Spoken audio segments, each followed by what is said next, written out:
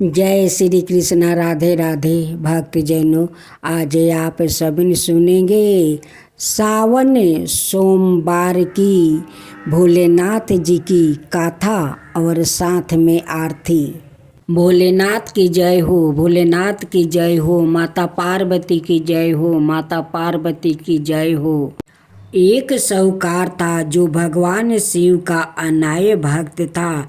उसके पास धन धन आए, किसी भी चीज की कमी नहीं थी, लेकिन उसकी कोई संतान नहीं थी। और वो इसी कामना को लेकर रोज शिव जी के मंदिर जाकर दीपक जलाता था।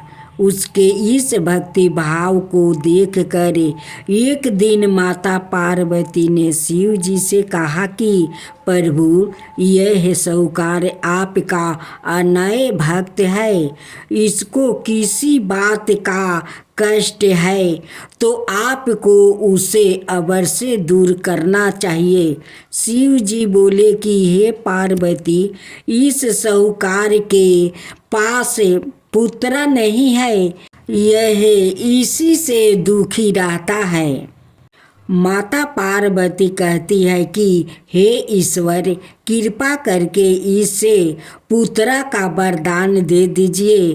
तब भोलेनाथ ने कहा कि हे पार्वती, साहूकार के भाग्य में पुत्र का योग नहीं है। ऐसे में अगर इसे पुत्र प्राप्ति का वरदान मिल भी गया तो वो केवल 12 बरस की आयु तक ही जीवित रहेगा। यह सुनने के बाद भी माता पार्वती ने कहा कि हे प्रभु, आपको इस साहूकार को पुत्र का वरदान देना ही होगा। अनाथ भक्त क्यों आपकी सेवा पूजा करेंगे।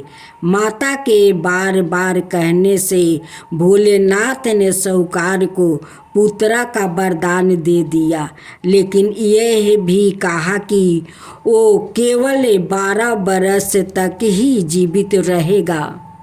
साहूकार यह सारी बातें सुन रहा था, इसलिए उसे ना तो खुशी हुई और ना ही दुख।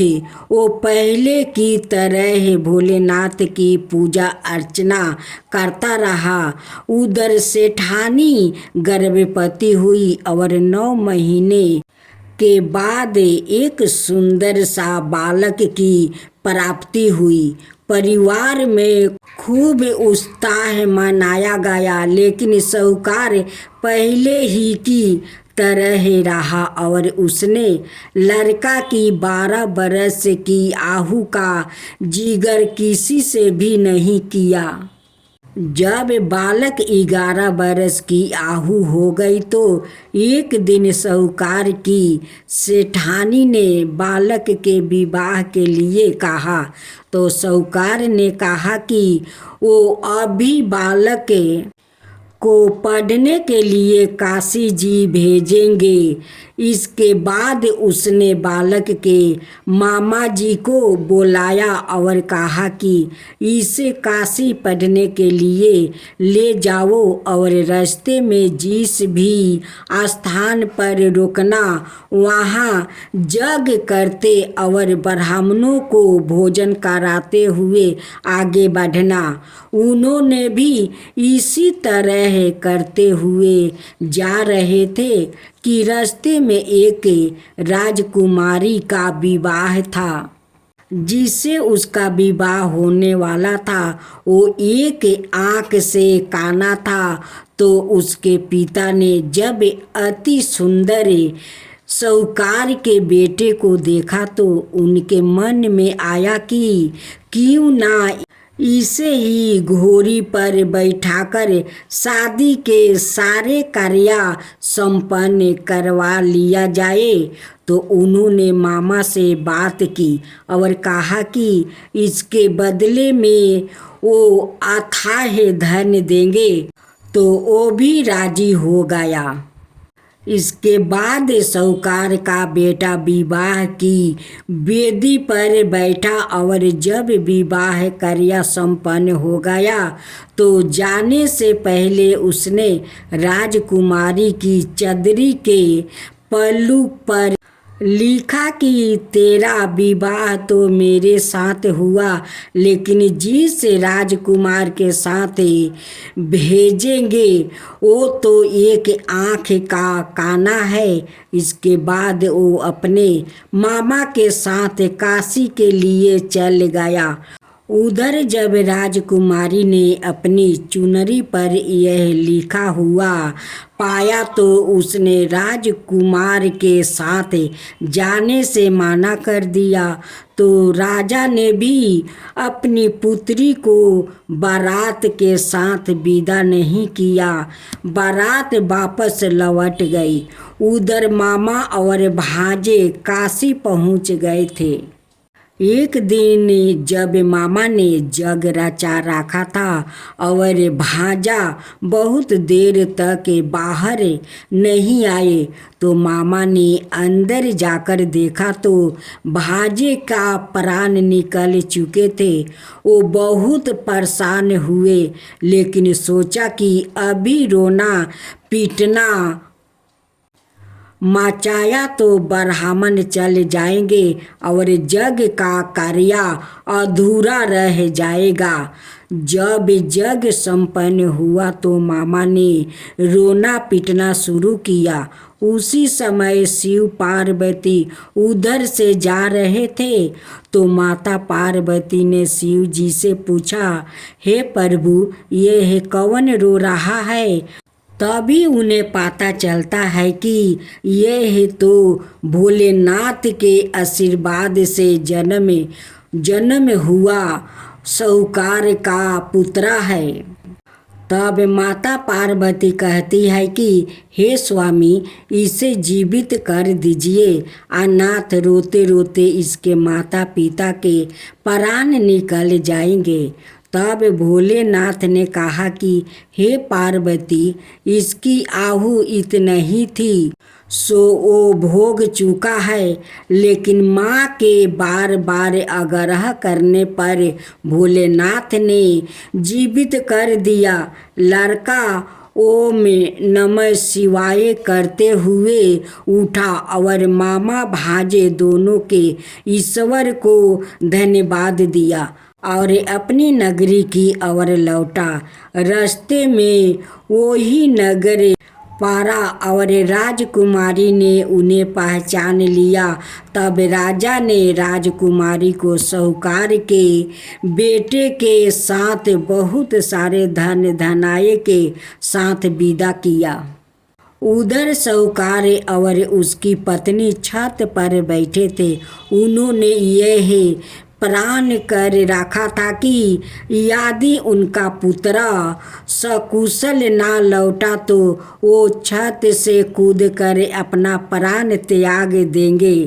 तभी लड़के के मामा ने आकर साहूकार के बेटे और बहू के आने का समाचार सुनाया, लेकिन वो नहीं माने तो मामा ने शपथ पूर्वक कहा।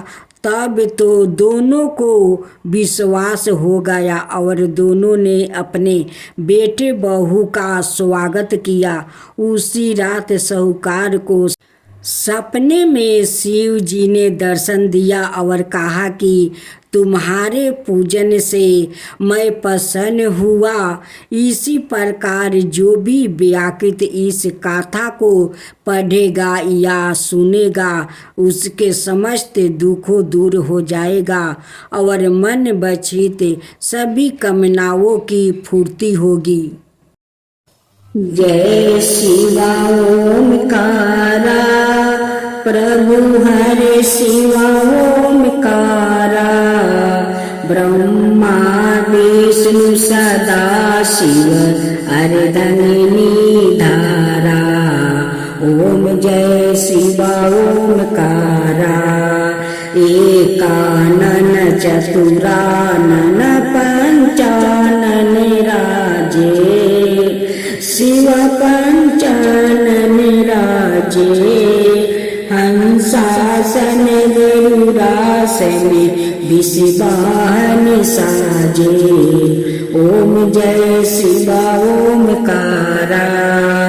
दो भुज चार चतुर भुज दस भुज अति सोहे।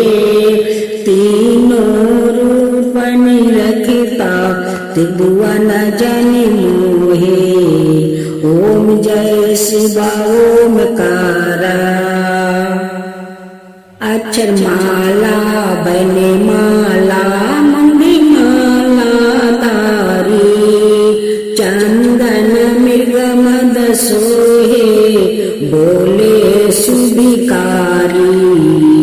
ओम जय शिवा ओमकारा। श्वेतांबर पीतांबर बागंबर अंगे। सनकादिक बरे मादिकी भूतादिकी संगे। ओम जय शिवा ओमकारा। करिके मध्यम कमंडल चक्र त्रिशूल धरता। जग करता जग भरता जग पालन करता। ओम जय शिवा ओमकारा। ब्रह्मा विष्णु सदा शिव जानते अविवेका। प्राण बचर के मध्यम याहे तीनों एका। ओम जय शिवा ओमकारा। तिरगुण शिव जी के आरती जो कोई नर गावे। शिवा जो कोई नर गावे। कहत शिवानंद स्वामी मन भजत शिवानंद स्वामी मन वांछित फल पावे। ओम जय शिवा ओमकारा। जय शिवा ओमकारा।